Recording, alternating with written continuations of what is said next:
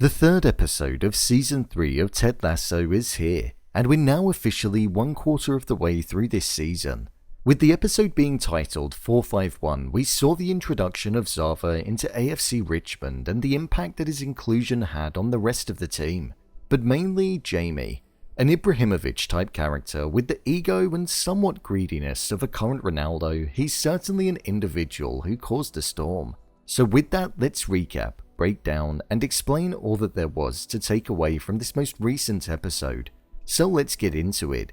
Here is Ted Lasso Season 3 Episode 3 Ending Explained. Just to let you know, this video will contain spoilers. With Episode 3 starting off with the song Out of My Head playing, we saw this episode really take a look at what was going on inside of everybody's mind. We had Dr. Jacob being with Michelle inside of Ted's, Roy inside of Keeley's, Keeley inside of Roy's, Zava inside of Jamie's, and Sam and the Psychic's predictions inside of Rebecca's. So there was a lot of focus on many of the characters and what was going on with them. Right at the end of the episode, it finished with the two same characters that it started with, Colin and Michael.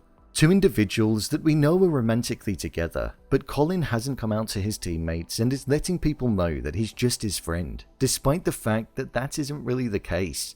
Colin is gay and nobody knows it. We saw there being a comment that mentioned gay in it when in the dressing room, and we saw the focus was on him with the unspoken response to the comment. There are no openly gay footballers in the Premier League, so it's something that's quite unspoken within football in general. So this storyline is going to be an interesting one that's going to be explored. With Trent walking past the both of them at the end of the episode, this will be a moment where we'll see Trent make a decision that either ties him back to his past of writing scathing, damaging articles by leaking the story of Colin, or he'll make the right decision and just ignore what he saw.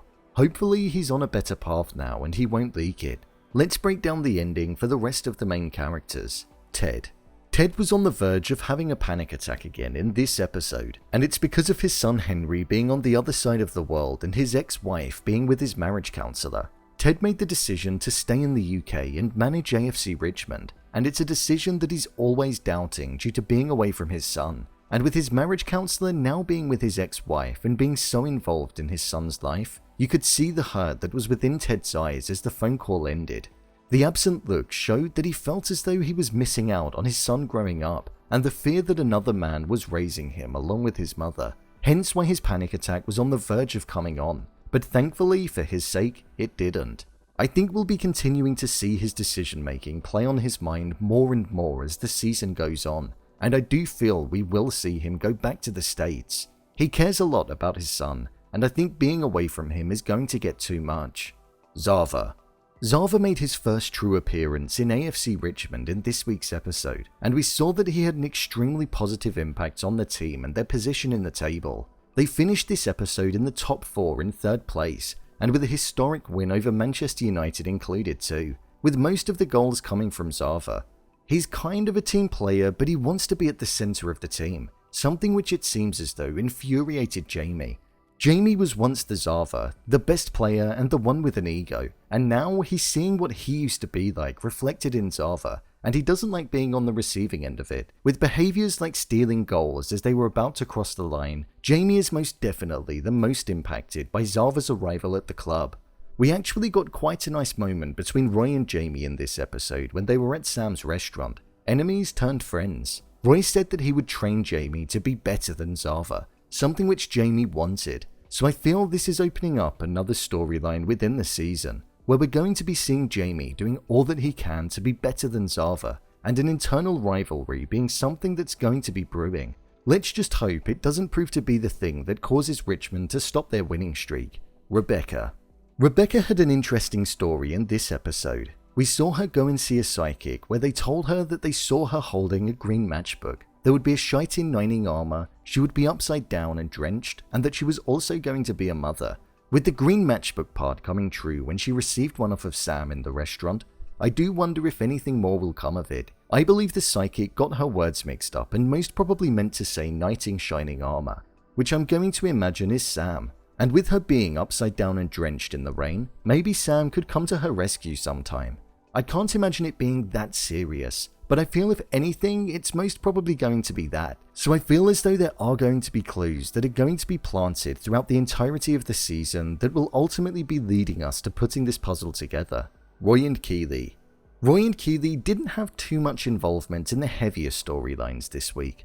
Following on from last week, where it was alluding to how they made a mistake in breaking up, this episode didn't really touch on that. We just got a small look from Keeley when she looked over at Roy in the restaurant. Other than that, they were quite detached this time round. Keeley was working with Shandy, who is quite an annoying character in the show, and Roy showed a softer side to him in being the person that wanted to help Jamie. With Roy stating in his monologue last week that he felt himself getting worse in a club when he was at Chelsea, I imagine he can understand what Jamie is going through with the arrival of Zava, hence why he's most probably willing to help him better himself. Plus, having two informed strikers is most likely going to benefit the team more anyway.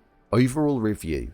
I thought this episode was a really good one. It had the balance of the fixtures, the heartfelt stories, and also the comedy that the show is known for, with moments such as Roy and Zava respecting each other with a head nod, and the self-centered behavior of Zava being extreme and over the top. There were moments that were extremely funny. I thought the story of Colin and Michael was a good one to incorporate, and the conflict that Trent is now going to feel in what he should do. Ted's missing home is definitely getting the better of him, and whilst he cares a lot about his team, the club, and the players, it's not a touch on the life that he's missing out on with his son Henry.